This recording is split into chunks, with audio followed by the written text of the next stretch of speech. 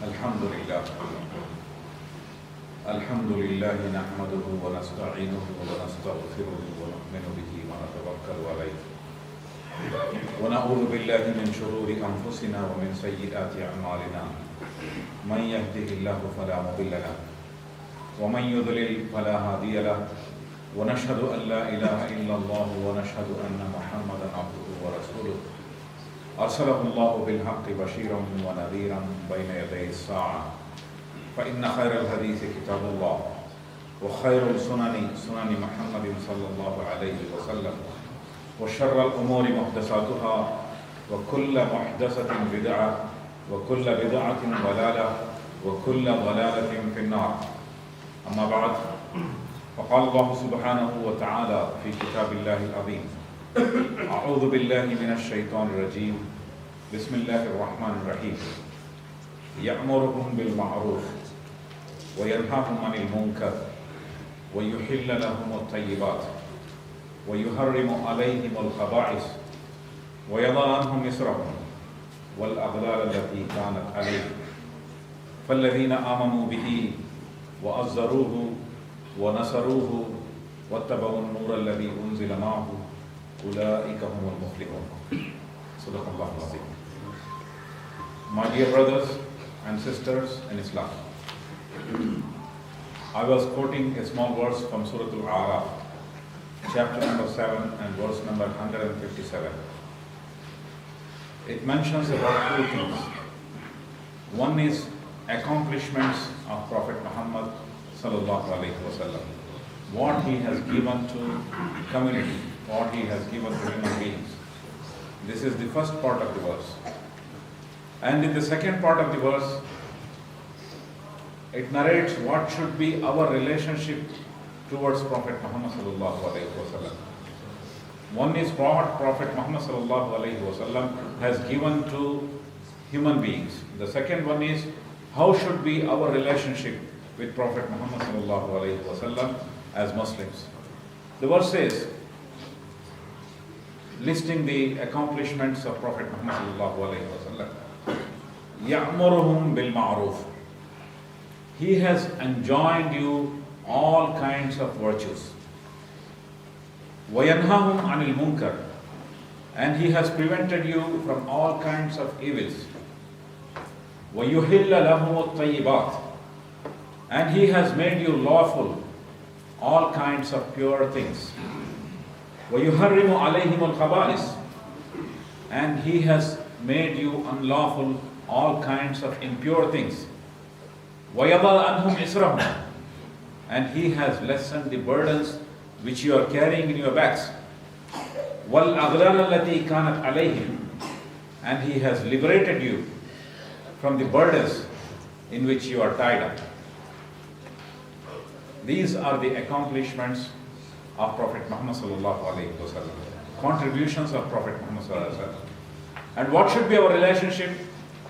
There should be four fundamentals or four bases for our relationship. What are they? فَالَّذِينَ آمَنُوا بِهِ. Those who believe in him. وَأَزَّرُوهُ. And those who respect him. وَنَصَرُوهُ. And those who support him. وَاتَّبَعُوا النُّورَ الَّذِي أُنزِلَ مَعَهُ. And those who follow the light which is revealed on him, which is Quran al-Kareem. أُولَٰئِكَ هُمُ الْمُفْلِحُونَ. They are the ones who are successful.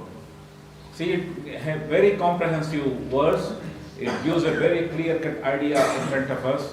What are the accomplishments of Prophet Muhammad sallallahu alaihi wasallam, what he has given to human beings, and what should be our relationship. There are four bases of relationship: to believe in him, and to respect him, and to support him, and to follow the guidance given by him, which is Quran al-Kareem. These are the basis of our relationship. Let me elaborate more about this verse. The first part of the verse, which gives all the accomplishments of Prophet Muhammad sallallahu alaihi wasallam, and says that Islam is a very perfect religion for you to follow. Because in Islam you can see that whatever injunctions is given by Quran and Prophet Muhammad sallallahu alaihi wasallam, they are all virtues. يَأْمُرُهُمْ بِالْمَعْرُوفِ. What are the do's and do nots? وَيَنْهَاهُمْ عَنِ الْمُنْكَرِ. And he has prevented you from all kinds of evils. If you see the list of do's and do nots in Islam, Islam gives injunctions to follow all kinds of virtues. Whatever you can do, all full of virtues. And what Islam prevents you from doing, it's all evils. Nothing other than evils. And وَيُحِلَّ لَهُمُ الطَّيِّبَاتِ وَيُحَرِّمُ عَلَيْهِمُ الْخَبَائِثِ. Whatever is lawful in Islam, it's all pure things. And if you see in Islam, there are big list of lawful things. Everything is halal except some of the things. And the list of haram is very limited in Islam. If you see, very limited things are prohibited in Islam, whereas all other things are halal. A big list of halal is there in Islam. So this is the advantage we have in Islam. And يُحِلَّ لَهُمُ الطَّيِّبَاتِ. And it says that all pure things are made halal for you. Every pure thing is made halal for you. And everything which is bad and which is harmful and which is evil and which is impure is haram for you. There are big list of halal things in Islam. And وَيَضَى عَنْهُمْ إِسْرَهُمْ. And He has lessened the burdens which you are carrying. And He has liberated you from all kinds of burdens which you had, or all kinds of shackles in which you are tied up.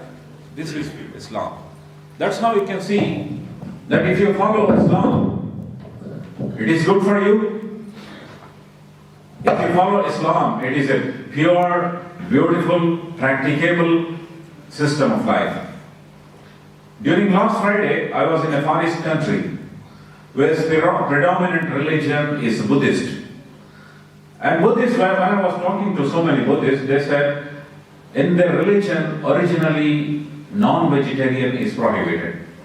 But I can see that most of the Buddhists, they eat all kinds of non-vegetarian. They are vegetarians from the belief.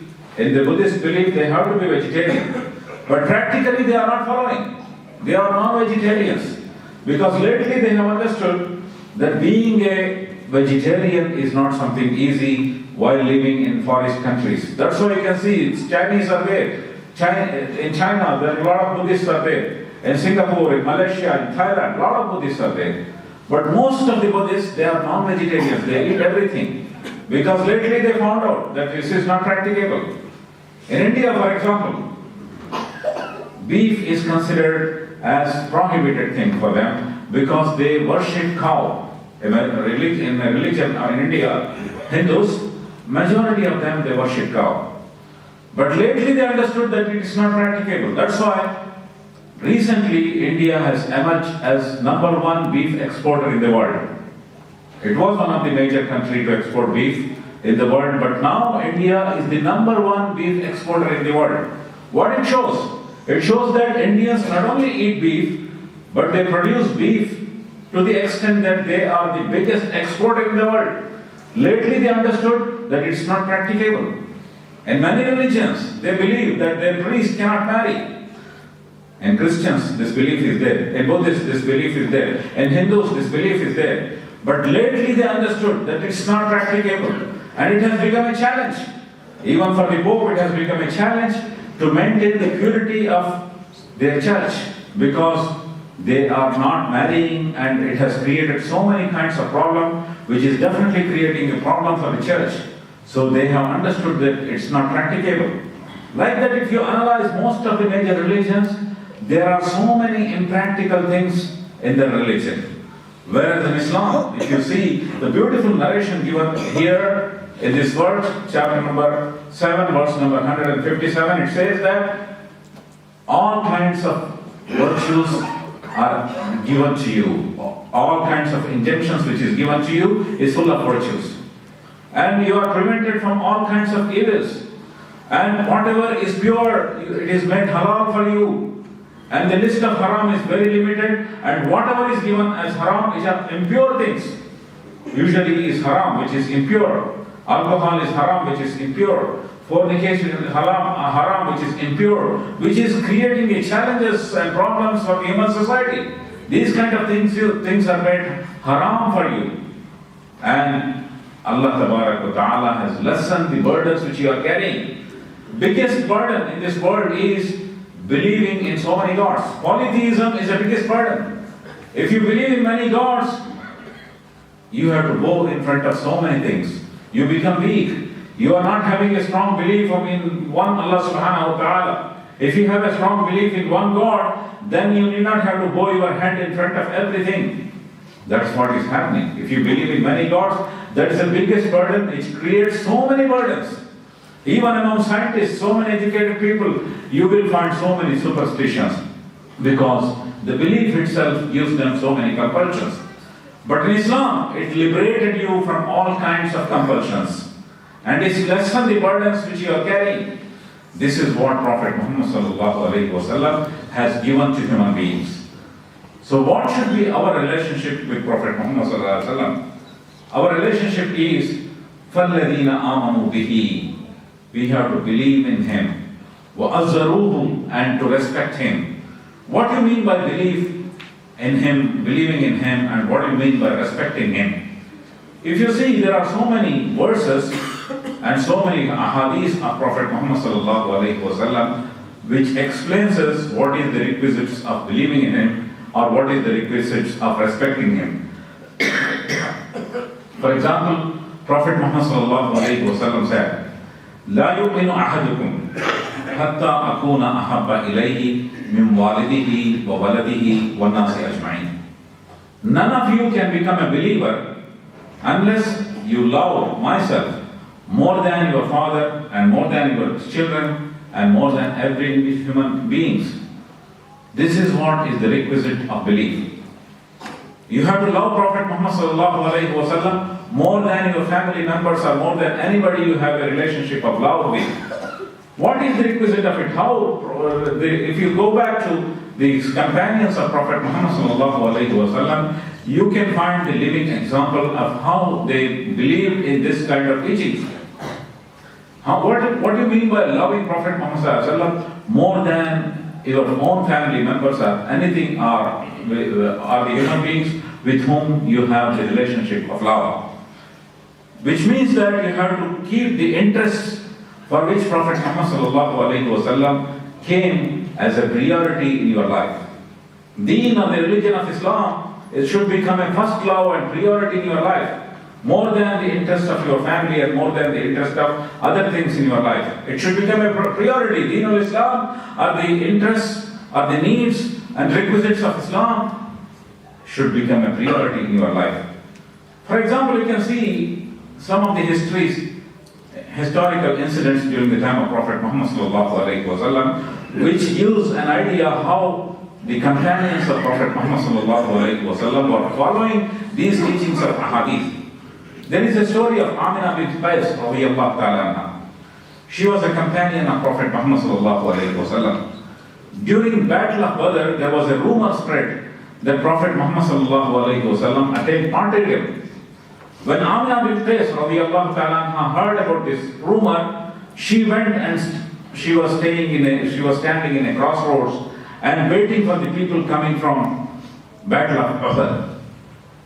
Every individual she could see who is coming from the Battle of Badr, she was asking, is this rumor true? What I am hearing? One gentleman said, I don't know, I am also trying to ascertain the rumor that whether Prophet Muhammad ﷺ attained martyrdom, but I am sure that your father attained martyrdom. Amina bint Qais radiyallahu ta'ala, she said, I did not ask about my father, I am asking about my beloved Prophet Muhammad ﷺ. Another person came, she asked the same question. He said, I am not sure about the rumor, but I am sure that your son attained martyrdom. She said, I am not asking about my son. I am waiting for the news about Prophet Muhammad ﷺ. Then the third person came. She asked the same question. He said, I am not sure about the rumor, but I am sure that your husband attained martyrdom. She said, I am not asking about husband. I am waiting for the news about Prophet Muhammad ﷺ. Finally, people came to know that it was just a rumor and Prophet Muhammad ﷺ is safe. When she heard about this news, then she thought about her father, her husband and her son. If you see for any female, these three relationships are very important. Husband, son and father, because they are the biggest supporter in her life. Amina bint Qais radiallahu ta'ala, when she came to know that three of my strong supports in my life, they attained martyrdom, she was not worried, and she was very much concerned to hear about the real news about the rumor of Prophet Muhammad sallallahu alaihi wasallam's martyrdom. How it shows that their love towards Prophet Muhammad sallallahu alaihi wasallam, attachment towards Prophet Muhammad sallallahu alaihi wasallam was more than their own family members. This is the real history we can see, and how they have implemented these ahadith in their life.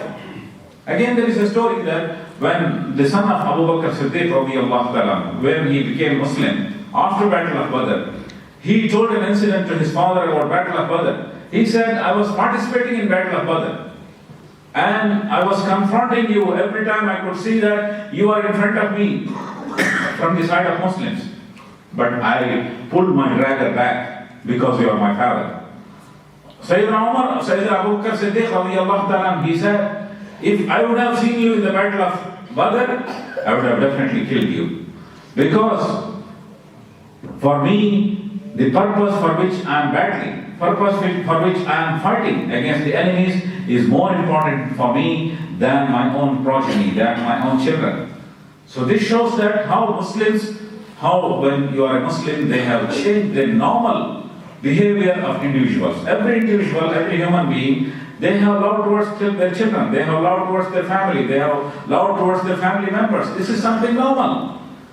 But real Islamic belief means you have to have more attachment and respect and belief and a kind of love towards the things for which Prophet Muhammad sallallahu alaihi wasallam came.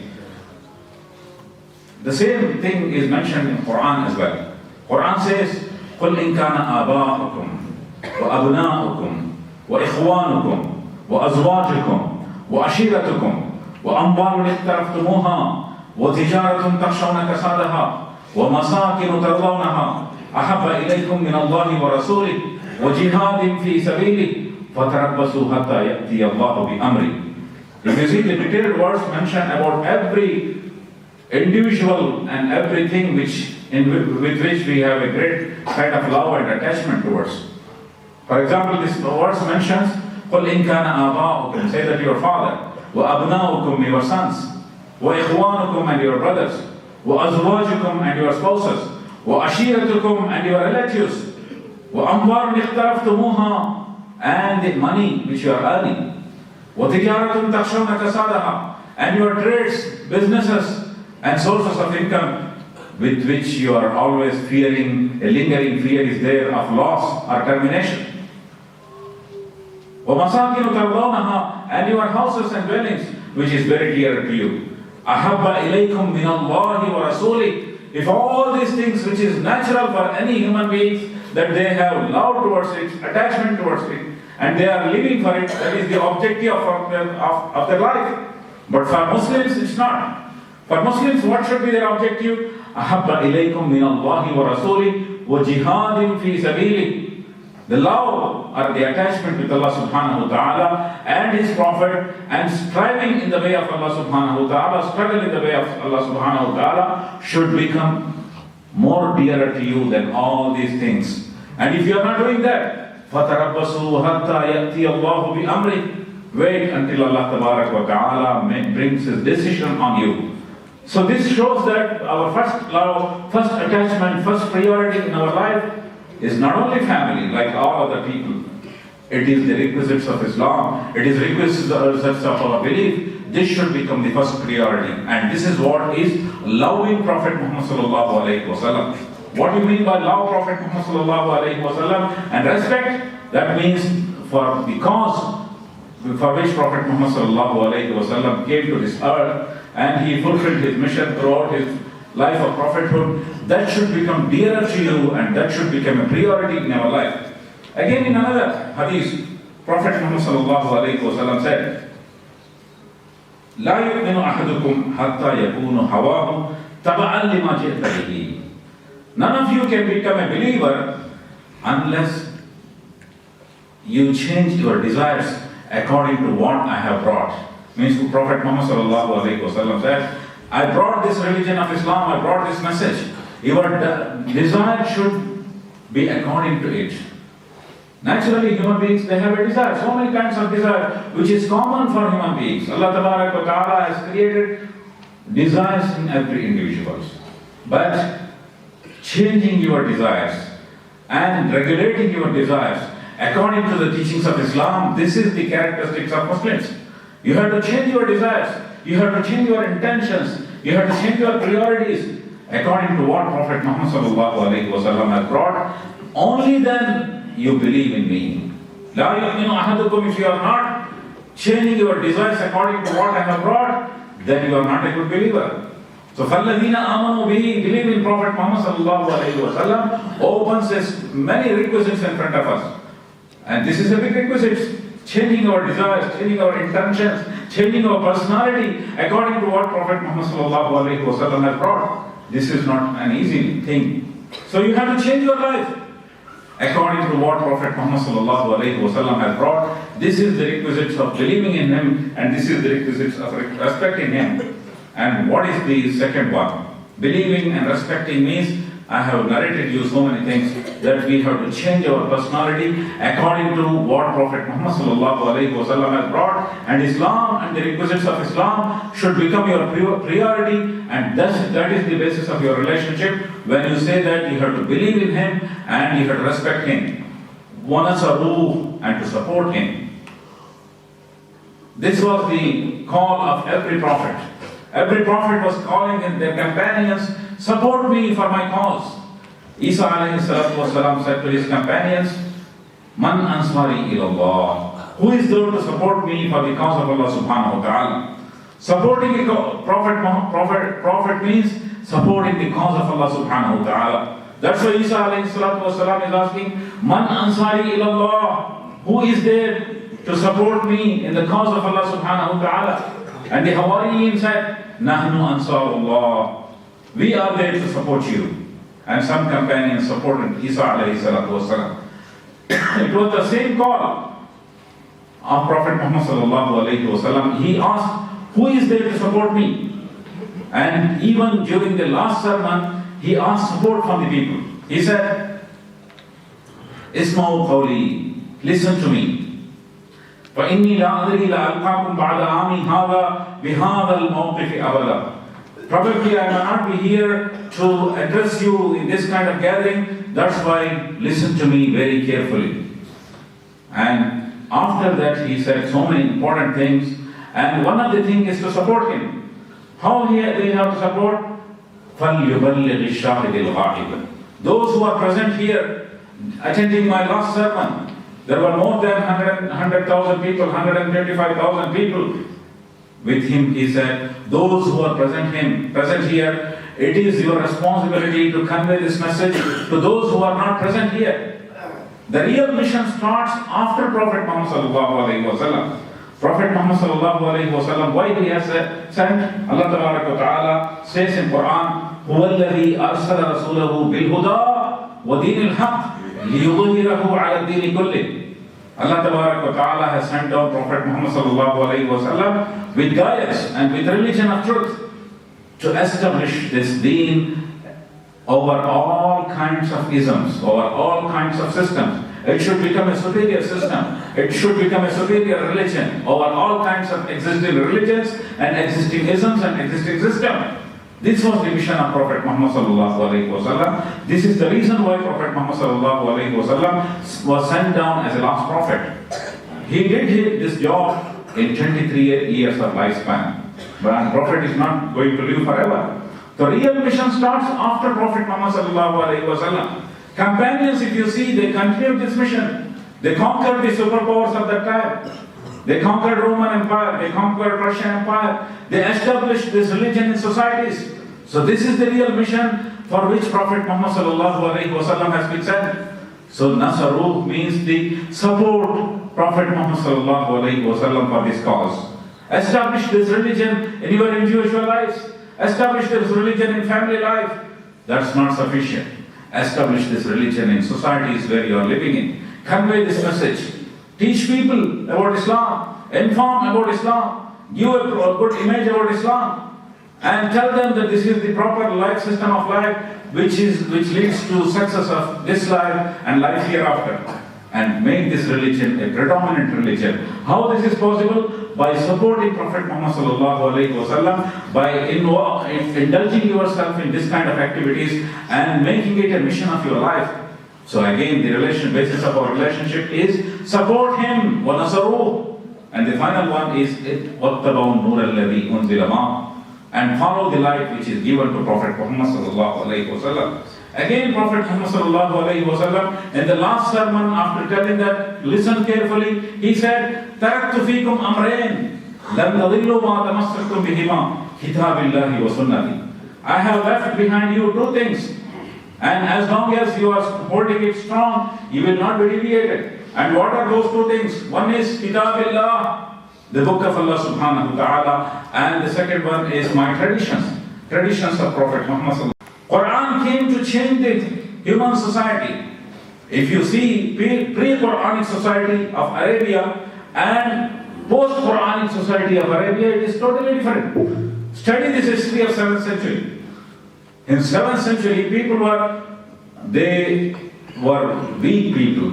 They were not dominant people. They were uneducated people in 7th century. People of Arabia, they were less educated people, ordinary people.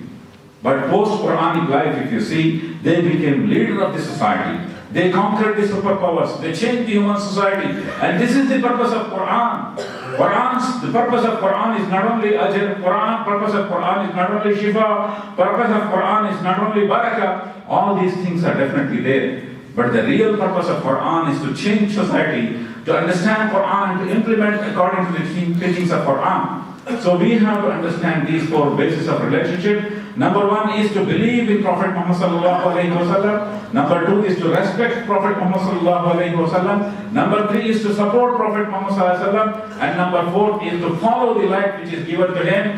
وَاتَّبَعُوا النُّورَ الَّذِي أُنزِلَ مَعَهُ, which is understanding the Quran and practicing it. This should be the basis of our relationship. May Allah Ta'ala give us understanding of the teachings of Quran and a tawfiq to follow it properly. Barakallahu lana wa lakum wa nafa'ani wa iyyakum bi ayatihi wa dhikril hakim. Innahu ta'ala jawadun karimun malikun barur ra'ufur rahim wa rabbun halim.